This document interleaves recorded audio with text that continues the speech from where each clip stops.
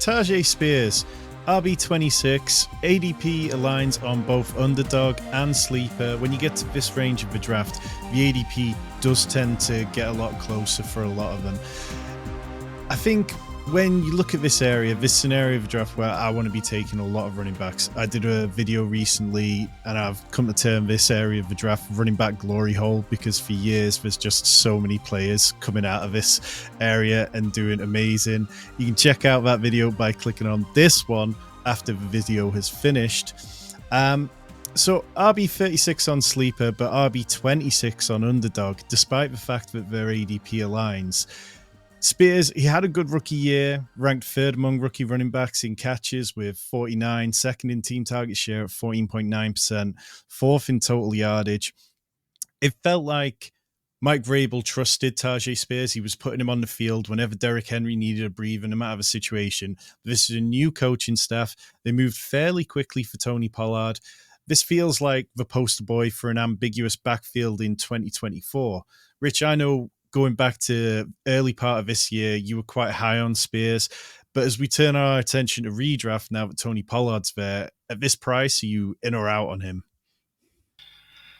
I'm kind of out. I think that I was massive into Tyjae Spears and I loved what he did as a rookie, the amount of snaps that he saw sharing a backfield with Derrick Henry. And I was really excited about the potential he did. But the fact that they went out and threw money at Tony Pollard, who is essentially the same player, I think they are so similar in terms of their usage, what they do well.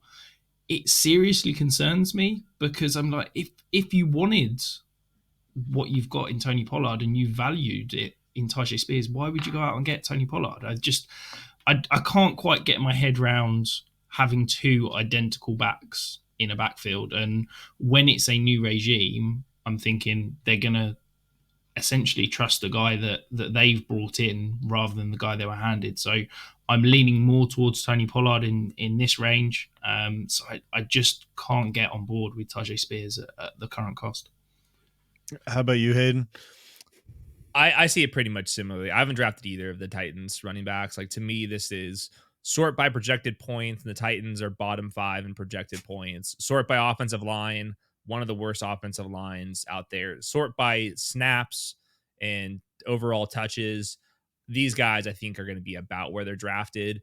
I think there's a chance that either one of these guys finishes a round higher than where they're being drafted right now. I struggle to see the upside where like Tyjae Spears or Tony Pollard become like a top 15 running back just because of, like, quite frankly, Will Levis. And then the other thing is I think that this staff is going to pass the ball a ton. So, and I'm not sure if I'm going to copy paste Tyjae Spears like per snap metrics over to that, because now you're adding in Calvin Ridley into the mix as well. So this is just one of those where in half PPR, I need touchdowns.